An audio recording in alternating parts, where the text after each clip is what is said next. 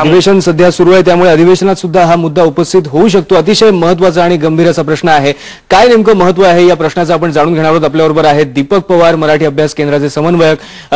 दीपक पवार, मला तुम्हाला विचारायचं आहे की तुम्ही एक मराठी शाळा सक्षमीकरण आराखडा सरकारकडे सादर केलेला होता गेल्या वर्षी, त्याच्याबद्दल अजून पुढे काही झालेलं नाहीये। तुम्ही पाठपुरावा नक्की करत असाल, पण नेमका हा मुद्दा किती महत्त्वाचा आहे, किती घातक आहे मराठी भाषा संवर्धनाच्या दृष्टीने?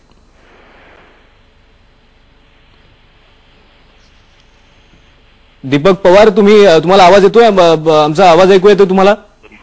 मराठी शाळांचा मुद्दा हा मराठीच्या एकूण आंदोलनाच्या दृष्टीने अत्यंत महत्त्वाचा असा मुद्दा आहे।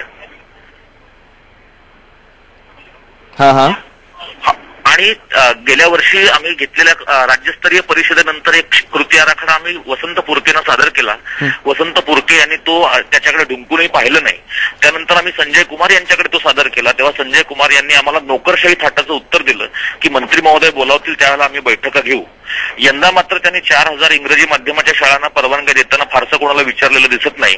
त्यामुळे जोपर्यंत मराठी शाळांच्या प्रश्नांकडे शासन गांभीर्याने पाहत नाही आणि त्यासाठी कुठले तरी धोरणात्मक निर्णय घेण्यासाठी एखादा पूर्णवेळ जबाबदार मंत्री त्या खात्याला मिळत नाही आणि जोपर्यंत संजय कुमार यांच्यासारखे त्या अर्थाने मराठी द्वेष्टे असलेली मंडळी या सगळ्या पदांवरून दूर होत नाहीत, तोपर्यंत मराठी शाळांच्या प्रश्नासाठी किंचितही हालचाल होईल असं मला वाटत नाही। पण किती घातक आहे हा सगळा प्रकार, कारण असं होऊ शकतं की 15 वर्षानंतर मराठी बोलणारी पिढीच आपल्याला सापडणार नाही मराठी माध्यमाच्या शाळाच जर नसतील तर।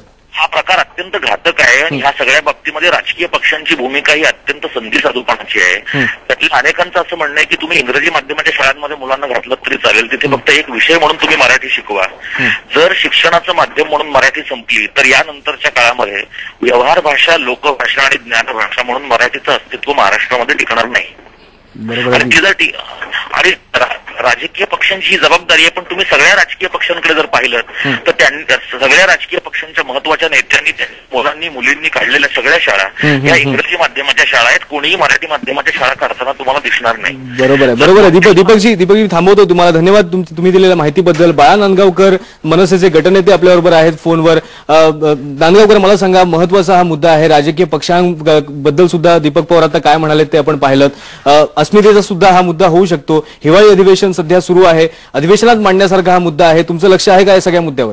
100% त्याचं कारण असं की प्राथमिक आणि माध्यमिक शाळा ज्या आहेत मराठी माध्यमाच्या, त्या शाळांच्या बाबतीमध्ये जिल्हा स्तरावरती आणि जिल्हा स्तरावरून राज्य स्तरावरती सगळ्या जिल्हाधिकाऱ्यांकडे, जिल्हा अधीक्षकांकडून, चीफ ऑफिसरच्या माध्यमातून, तिथले जे मुख्य कार्यकारी अधिकारी आहेत माध्यमातून प्रस्ताव सगळे शासनाकडे सादर केले आणि ते शासनाकडे मंजूर झाले सगळे प्रस्ताव। त्याप्रमाणे शाळा विना अनुदानित त्यातला कायम शब्द काढला आणि विना अनुदानित ठेवलं शब्द। आमचं म्हणणं असं होतं की आता तुम्ही हे जर केलेलं आहे तर या शाळेमध्ये आता विद्यार्थी सगळे आहेत, ते सगळे मंजूर झालेले विषय असताना, म्हणजे संपूर्ण प्रस्ताव मान्य झालेला असताना आता केवळ मराठी माध्यमांच्या शाळांच्या बाबतीमध्ये आकल दाखवायचा आणि इंग्रजी माध्यमांच्या शाळेला मात्र परमिशन द्यायची, हे सरकारचं धोरण चुकीचं आहे। आणि त्यासाठी फाईल ती प्रलंबित मंत्रालयामध्ये आहे। यासाठी माननीय मुख्यमंत्र्यांना पर्सनल माझं पत्र आज तयार होतंय, ते उद्या किंवा परवा मुख्यमंत्र्यांना वैयक्तिक पत्र आमचे सगळे आमदार देऊन देणार आहेत या विषयावरती आणि ताबडतोब या विषयावरती निर्णय केला तर उद्या जर या, कारण त्याच्यात काय झालंय की ज्या शाळा सुरू आहेत त्याच्यात हजारो विद्यार्थी आहेत ग्रामीण भागातले। नाही, बरोबर आहे, शिक्षणाचा दर्जा सुद्धा त्याच्यावर सुद्धा फरक पडू शकतो। पण तुम्ही महत्वाची माहिती सांगितली। तुम्ही उद्या मुख्यमंत्र्यांना भेटणार आहात, पत्र देणार आहात। काय नेमका हिवाळी अधिवेशनात होतंय या सगळ्या मुद्द्यावर यावर आमचीही नजर आहे। संजय वरकड यांचा हा रिपोर्ट होता। संजय, धन्यवाद तू दिलेल्या माहितीबद्दल।